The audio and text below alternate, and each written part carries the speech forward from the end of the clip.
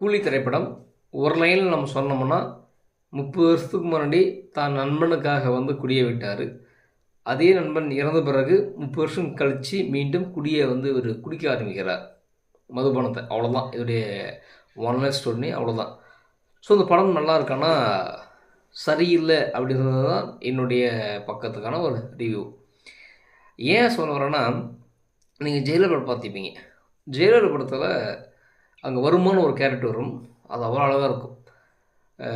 பேசுகிற டைலாக்லேருந்து நான் யார், உண்மை விசாரித்து கண்டுபிடிக்க சிபிஐடியா, யார் மேலாம் டவுட் இருக்கோ அவங்களாம் போட வேண்டியதா அப்படின்னு சொல்லிட்டு அசிங்கப்படுத்துகிற அம்மன் படத்தை இந்த கேரக்டருடைய லாக் போதும் கடைசி வரைக்குமே வந்து ஜெயிலர் படத்தில் ஒரு இம்பேக்டை கொடுத்தது. அதே மாதிரி ஒரு மஞ்சுமல் பாய்ஸ் நடித்த ஒரு கேரக்டர் கொண்டு வந்து இந்த படத்தில் மலையாள நடிகை வச்சுருக்காங்க. பட் அது வேஸ்ட். என்ன, ஒரு சின்ன எக்ஸாம்பிள் சொல்ல பாருங்கள்.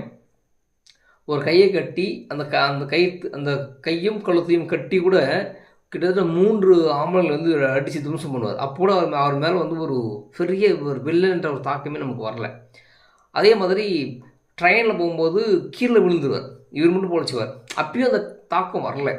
அப்போ இவங்க வந்து இந்த வருமா ஈக்குவலாக இந்த கேரக்டர் கொண்டு வராச்சாங்க, அது 0ல் போய் முடிஞ்சுது. இந்த மலையாள ஆர்டிஸ்டுடைய ஒரே ஒரு விஷயம் என்னென்னா, அந்த பாட்டு மோனிகா பாட்டில் நான் டான்ஸ் மட்டும்தான் ஒருத்த தவிர மற்றபடி இது சுத்த வேஸ்ட்டு. அதே மாதிரி இங்கே அதே மலையாளத்தில் மோகன்லாலுக்கு பதிலாக இங்கே யார் கொண்டு வந்தாங்க, அமெரிக்கானை கொண்டு வந்தாங்க. அது அமெரிக்கான் ஏதோ கொஞ்சம் அது கனெக்ட் ஆகிறத தவிர பெருசாக ஒரு இம்பேக்ட் வந்து தரல.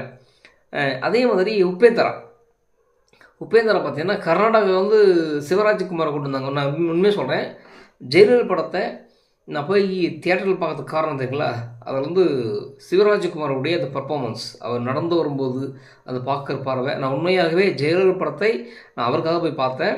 ஸோ அந்த படம் வந்து நமக்கு அவ்வளோ ஒரு இம்பேக்டை கொடுத்தது. அதுக்கப்புறம் ரஜினியுடைய ஆக்டிங்ஸ், ஸ்டைல்ஸ், இது எல்லாமே அருமையாக இருந்தது. ஸ்டார்டிங்லேருந்து எண்டு வரைக்கும் ஜெயிலர் படம் இஸ் த வெரி பர்ஃபெக்ட், அவ்வளோ அருமையாக இருந்தது. இந்த படம் வந்து ஜெயிலர் கொண்டு வரலாம்னு சொல்லிட்டு அங்கங்கே ஒரு நாகார்ஜுனா ஹீரோவாக நடித்து நாகார்ஜுனா வில்லனாக போட்டிருக்காங்க. அந்த பக்கம் அமெரிக்கானை கொண்டு வந்திருக்காங்க, உபேந்திராவை கொண்டு வந்திருக்காங்க, இந்த பக்கம் மலையாள ஆர்டிஸ்ட் கொண்டு வந்திருக்காங்க. இதில் என்னென்னா உபேந்திராவுடைய அந்த ஹை பார்வை, கண் பார்வை, அந்த ஒரு சீன், அது மாஸ்.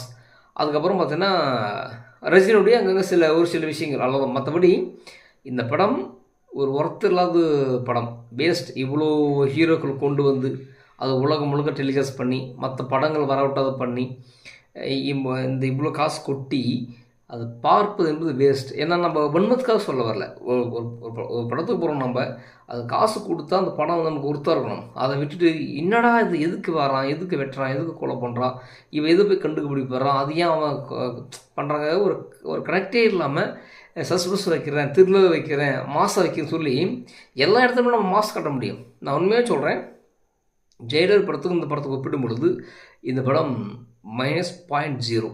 ஜெயிலர் படம் உண்மையாக சொல்கிறேன், அது நல்லாயிருக்கு. இனிமேலாவது தமிழக மக்களை, குறிப்பாக தமிழக ரசிகர்கள் வந்து முட்டாளாகக்கூடாது. லோகேஷ் கனகராஜ் அவர்கள் அவருடைய திரைப்பயணத்தை மாற்றணும், திரைக்கதையை மாற்றணும். ஹீரோக்களை மாசாக காட்டுறதெல்லாம் முக்கியம் கிடையாது. நீங்கள் கண்டென்ட் வச்சிங்கன்னா அந்த படம் பெரிய மாசாக வரும். இல்லைன்னா இந்த படம் எப்படி நம்ம ஊற்றி மூட முடியுமோ அந்த அளவுக்கு அது ஊற்றி மூட வேண்டியதாக இருக்கும். இது என்னென்னா ரஜினியுடைய அந்த வயசுக்கு இந்த இது வந்து நல்லா இருக்கு அவ்வளோ சொல்ல முடியாது தவிர மற்றபடி படம் என்பது அது சுத்தம் வேஸ்ட். முடிஞ்ச அளவுக்கு பணத்தை வேஸ்ட் பண்ணாமா அப்படின்னு யோசிச்சு பார்த்துங்க. ஸோ நம்ம இது மாதிரி என்ன சொல்கிறேன்னு தெரில. என்னை பொறுத்த வரைக்கும் ஜெயிலராக கூலின்னு சொன்னால் அது ஜெயிலர் தான். இங்கே பேன் இண்டியா படம்னு சொல்லிக்கொண்டு முடிஞ்சதுக்கு நல்ல கதைகளை கொடுங்க, களங்களை கொடுங்க. எத்தனையோ ஹீரோக்கள் இருக்காங்க, எத்தனையோ கதைகள் இருக்குது, அதை கொண்டு வாங்க. மற்றபடி பார்த்தீங்கன்னா எல்லாத்துக்கும் எப்பவுமே கொலையும் வெட்டு குத்துமே தீர்வாகாது. இந்த படம் அதுதான் வலியுறுத்தி வருது. கடைசி வரைக்கும் இந்த படம் எதை நோக்கி போகுதுன்னு தெரியல. ஒரு இடத்துல வந்து வாட்சியை காமிக்கிறாங்க, கோல்டை காமிக்கிறாங்க. அதுக்கப்புறம் இதோட பிஸ்னஸ் பார்த்தீங்கன்னா அவங்க ஹார்ட்டு ட்ரான்ஸ்ஃபர் இது பண்ணுறது தான் பெரிய பிஸ்னஸ் அப்படி காமிக்கிறாங்க. ஆனால் இது எதுவுமே ஒன்றுத்துக்கு ஒரு கண்டினியூவே இல்லாமல் ஒரு கான்டாக்டே இல்லாமல் அது சப்பையாக போய் முடியுறது வந்து ரொம்ப ஒரு கஷ்டமாக இருக்குது. ஸோ கொஞ்சம் யோசிச்சுக்கங்க.